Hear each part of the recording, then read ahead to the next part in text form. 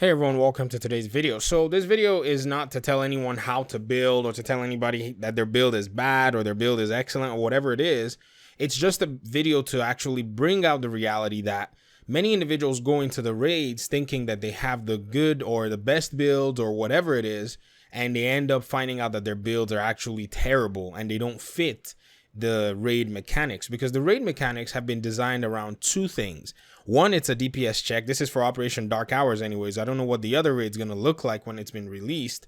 And then the second thing is team coordination. Not just teamwork, but team coordination. How well can a team of 8 people coordinate around the different mechanics that have been built? And so today we're going to focus on this so-called DPS check aspect of the raid that is, very critical to everything that you're going to be doing all through the raid, because everything's going to be pretty much about damage, from Boomer to Weasel and Dizzy and the other bosses and Buddy and Lucy and even Razorback. All of them require for the team to have very, very good amounts of DPS. Now, decent DPS can carry a team through the raid. I have actually been a part of a team where we all mostly had DPS, decent DPS, and we were able to complete the raid.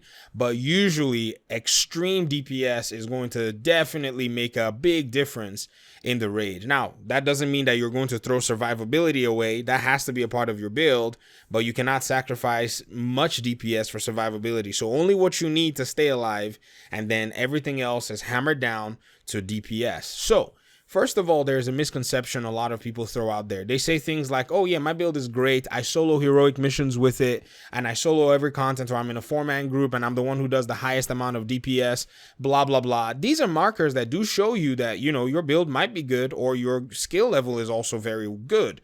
But when it comes to the raid, there's a different scaling that goes into it. The NPCs are actually stockier, they're beefier, they feel a lot more stronger and require a lot more damage. These are just regular elite NPCs and regular veteran NPCs as well. And they take a lot of damage for you to be able to take them down. Even if you look at the case of maybe Razorback, one panel for Razorback requires, a lot of DPS. And in most cases, a lot of people use things like the TAC 50 in order to hit Razorback or one of his panels for Razorback to be able to, start getting destroyed. Now, what does that tell you? That tells you that if you need your TAC 50, which when fully augmented, and if you have a lot of weapon damage, because attack 50 actually is influenced by the amount of weapon damage you have on your builds, and people are running, 30, 40, 50, 60, 70% weapon damage in some cases and some builds, and they still have to use the attack 50 to hit this thing at over 3 million DPS if they're able to knock out a few shots, then this tells you that your build has a lot of room for improvement. And so what I will advise a lot of people who are looking to play this game and beat the raids, especially Operation Dark Hours, is to go back and revise their builds and compare them to the builds of people who have already beaten this raid and people who are beating the raid consistently, because those who are beating the raids consistently and have, YouTube platforms or Twitch, they do reveal and show their builds, and everyone's able to see them. Now, you also have to be able to say, my playstyle might be different from somebody else's, so I might not be able to use an assault rifle because I just don't like the assault rifles, but you can go use your LMG or whatever build you want to use, and there's a prototype for that. Even some people may say things like SMGs are not good, but I'm going to have to disagree with you, because they actually can provide value if SMGs do fit your playstyle. A good example that I have that is out there is Mr. Meme, who also does YouTube videos and streams on Twitch. When you look and watch his raid runs, he does have an SMG support build into his entirety of his build that he uses to self-heal. And I think it's a clutch build. I think his build is a clutch build. It's a crit chance build, and he uses it to do damage and uses it to heal himself while he's going. So that fits his playstyle. So that might not work for everybody, but that's also something that you have to look into when it comes to that. And then some other things that may not necessarily work is, even though you may have a build that's somewhat of a, I would say, a very unique style build that can do a few things, I would say in some cases it is much more efficient to just have straight up raw damage. And then there's also the aspect of having multiple builds and multiple scenarios as you're going through. So let me give you a few examples. In the case of Boomer, when you're fighting against Boomer, it is very wise to have a lot of headshot damage because Boomer is only vulnerable in 3 places. His chest place that heals, and it doesn't even do any damage against him. It just stops him from healing, or his little electrical unit that's attached to his suit at his back that you can take down using a minigun, and then his helmet, which is, his head is susceptible when he's actually downed and has an electronical glitch. And that's where you can apply that headshot damage on Boomer. So Boomer is definitely a boss where headshot damage is actually going to work for you. And then by the time you move on to even Buddy and Lucy, headshots might not be efficient for you. At that point, you need a build that has you damage to elites. You need a build that has you raw weapon damage that you can use to just shatter their armor and continue to burst them down as your team is coordinating their damage. And then when you move up to, even before you get to Buddy and Lucy, when you're dealing with the other bosses at the airplane, headshot damage is also going to be very valuable for you in your build. And if you're not a headshot damage type of player, or maybe, you're on console and you're like, well, headshots will not be too valuable for me. This does not mean that console players cannot hit headshots. Please, I'm not going to try to insult anybody, because I have seen some console players use a controller to do some serious headshots. And so that's not what I'm saying. I'm saying if you decide, well, headshots might not be valuable for me, then you need to look at your build and get your builds to start hitting really hard.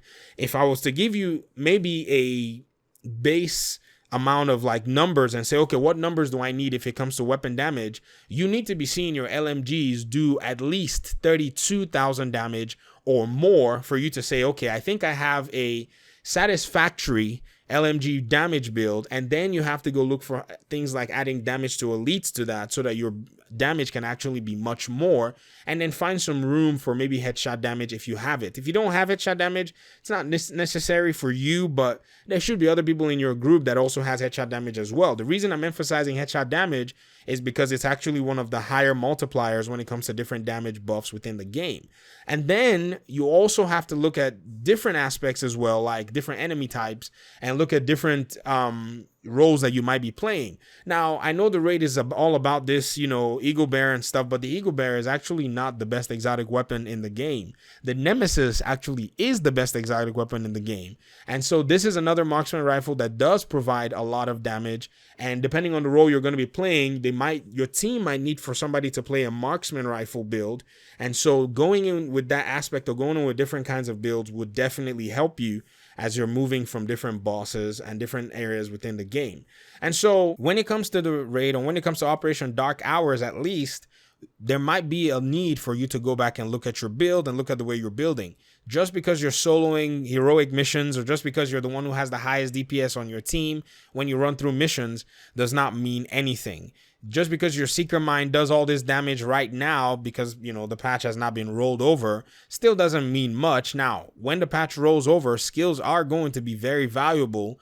But for now, and even still then, they still might pose a challenge in the next raid, and weapons might still come out to be on top. So look at your build, look at the talents you're running, use the templates from the internet.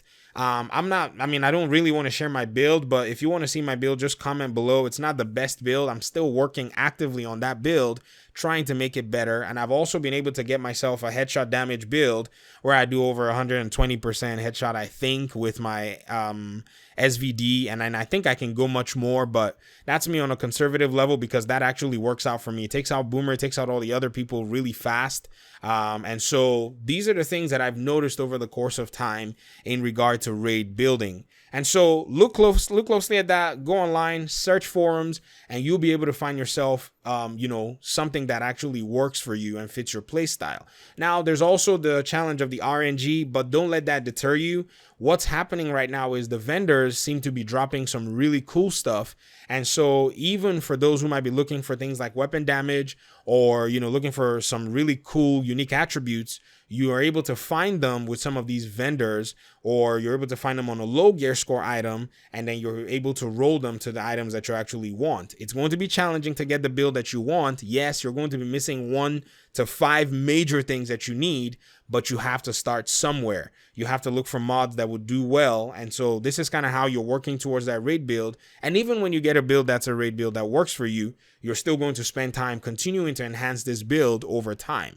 And so that's just my spiel about raid build and talking about why many people are probably lacking in their own raid tries, because, you know, majority of the group have their regular builds from the game and coming to the raid thinking that those builds are going to do well for them, and end up being that, you know, their builds do nothing, and they still think their builds are good, and almost in a sense want to argue with people who are much more experienced than them and thinking that those people are being snobbish. But that is a reality. Your build might suck for Operation Dark Hours. So take a look at it. Leave questions in the comment section if you need any help. If you want to farm, we have a Division Discord that we set up in the Gaming Daddy community. You can join and, you know, look for LFG groups. People can help you farm if they're available to do so, and you can get yourself a good, decent build to run the raid with.